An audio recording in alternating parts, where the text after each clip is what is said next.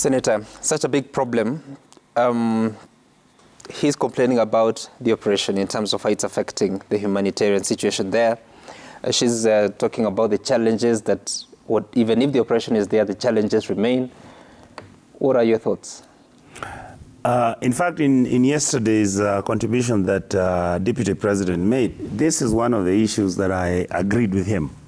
And in fact, he was sounding very presidential, unlike other days. The problem with our country, once again, and that happens because some have been lucky enough, for example, to have served in the Ministry of Foreign Affairs. Mm-hmm. And in that ministry, you are able to be exposed to all the issues affecting our country. And I happen to have had an opportunity to listen over the issues about banditry in these areas. The Vice President brought up one issue, mm-hmm. which I don't know whether many Kenyans listen to. The issue was an administration that comes in normally handles this matter until a certain point, and because of political considerations, mm-hmm. they withdraw from continuing with the whatever. Mm-hmm. I want to say this. When I was in that ministry, one of the recommendations that was always being made is what Honorable Mahanzo has talked about. First of all, talk to the communities. Okay, right now I hear, of course, Mheshimiwa has said it's a bit late because so much has been going on. Some of us believe that talks never stop, even when it is a war, even when war is at its apex. That is actually the time that you look for the warmongers and look for an opportunity to begin talking to them so that they can de-escalate from where they are. Number two, Sami, all that works in Kenya, normally we discard it. I know for sure Dr. Matiang'i has been the Minister for Interior. And there was no problem. There was no problem. Nothing. There was the problem. Mama, hold on, please. There was. Muhesh, this thing has been continuous. Muhesh, just wait. I'm using that as an example. Yeah, in fact, let me use somebody else. Let me use Nkaiseri. Nkaiseri had certain strategies and he was working extremely well, and people listened to him as the discussions were taking place.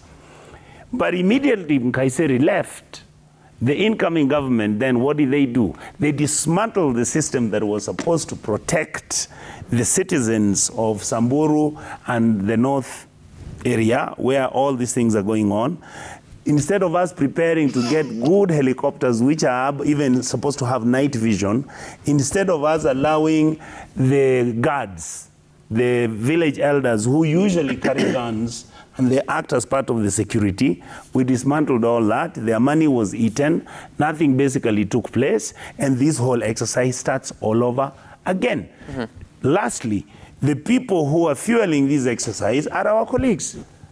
The members of parliament who are here and the wealthy in those regions, they're the ones who buy the guns, they're the ones who provide all this nonsense. Why? Because some of them are the ones who are collecting these cows after they have been stolen and they're selling to Kenya Meat Commission. And we behave like we don't know where Kenya Meat Commission is and who runs it. They know. So what we are saying is this.